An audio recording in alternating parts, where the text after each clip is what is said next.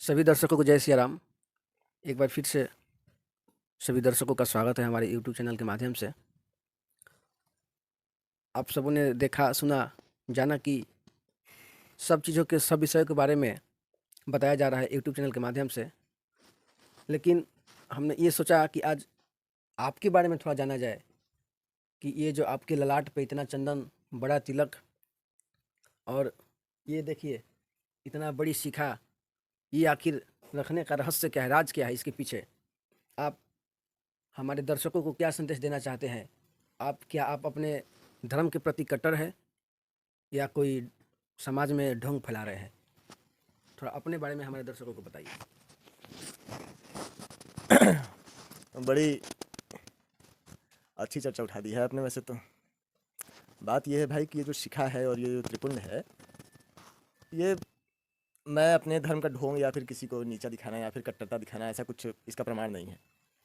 ऐसे कुछ के लिए ऐसा मैंने धारण नहीं किया इसे। पहली बात तो मैं, ये मेरे गुरु द्वारा मिला है। अगर आप सनातनी हैं तो गुरु का महत्व जीवन में क्या होता है इसके बारे में अच्छे से परिचित होंगे।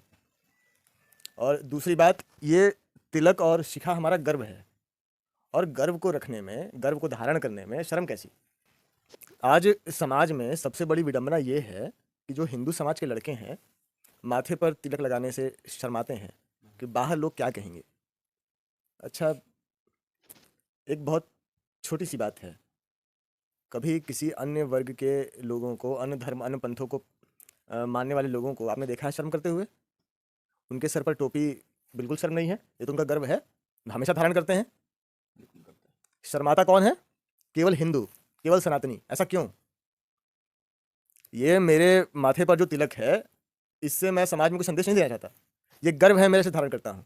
और अगर आप पूछ रहे हैं कि हम समाज को अगर कुछ देना चाहें, कोई संदेश देना चाहें इससे, तो मैं यही बोलना चाहूँगा कि अपने गर्व को धारण करने में कोई शर्म नहीं करनी चाहिए। सनातन में केवल हमने ही नहीं, हमारे जितने देवी देवताओं के अवतार भी हैं, सबके माथे पर तिलक है, वो चाहे जिस रूप में हो। तो हमें तो लगता है कि इसे धारण करना चाहिए। बाकी आपका जैसा विचार। ठीक है, इसके बारे में आपने बहुत ही अच्छा उत्तर दिया, हमारे दर्शकों को बताया कि ललाट पे तिलक क्यों करना चाहिए, शिखा क्यों रखना चाहिए। हमारी हिंदू धर्म का ही ये है कि सभी को रखना चाहिए। आपने बहुत बढ़िया उत्तर दिया।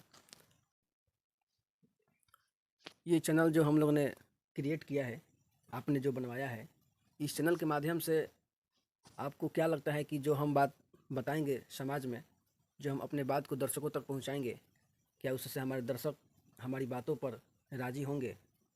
इस माध्यम से आप ऐसा क्या उद्देश्य देना चाहते हैं जिससे हमारे समाज में एक अच्छी वातावरण बन सके और हम समाज को जागरूक कर सके? क्या राय है आपकी?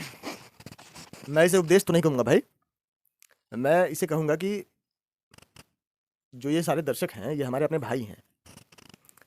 हम अब समाज में जो देख रहे हैं ना, कि हमारे धर्म पर, हमारे सनातन पर, हमारे व्यवस्थाओं पर, हमारी अव्यवस्थाओं पर कई टिप्पणियाँ हो रही हैं, कई अलग अलग टिप्पणियाँ हो रही हैं, जो कि हमें नहीं लगता कि सही है। अगर वो हमारे युवाओं तक पहुंच रहा है, समाज में अन्य वर्गों तक पहुंच रहा है, लोगों तक पहुंच रहा है, तो हमें 80% तो ये लगता है कि लोग भ्रमित हो रहे हैं, बड़ी मात्रा में भ्रमित हो रहे हैं, क्योंकि सही ज्ञान लोगों तक पहुंच नहीं रहा है, सही चीज़ लोगों तक नहीं पहुंच रही है। और मैंने इस यूट्यूब चैनल को इसलिए बनवाया है आप लोगों से कि इस यूट्यूब चैनल के माध्यम से लोगों तक सही जानकारी, अपने धर्म के बारे में सही और उचित जानकारी, शास्त्र सम्मत बोलते हैं हमारे सनातन में, शास्त्र सम्मत कर्म को ही हम कर्म मानते हैं, सत्कर्म मानते हैं। शास्त्र विरुद्ध कर्म को हम अधर्म मानते हैं। तो शास्त्र सम्मत बात ही कहूँगा मैं आपसे। और ये मैं नहीं कहता कि अध्यात्म बहुत गूढ़ विषय है, लोग समझ नहीं पाते इसलिए आते नहीं यहाँ पे, नहीं। अध्यात्म का सही रंग, सही रूप आपको पता ही नहीं है। सही रूप जिसने भी आज तक आपके सामने रखा है, वो किसी ना किसी हमको लगता है कि अब जिस मेंटेलिटी के हों लोग, जिसने रखे हों, बहुत गलत और हीन भावना से रखा गया है। ऐसा लगता है कि सनातन को, ऐसे तो हम, ऐसा कई लोगों को हमने बोलते देखा है कि सनातन खतरे में है, लेकिन वो ये नहीं जानते कि भैया अगर सनातन खतरे में है तो ये उनके लिए भी बड़ा खतरा है।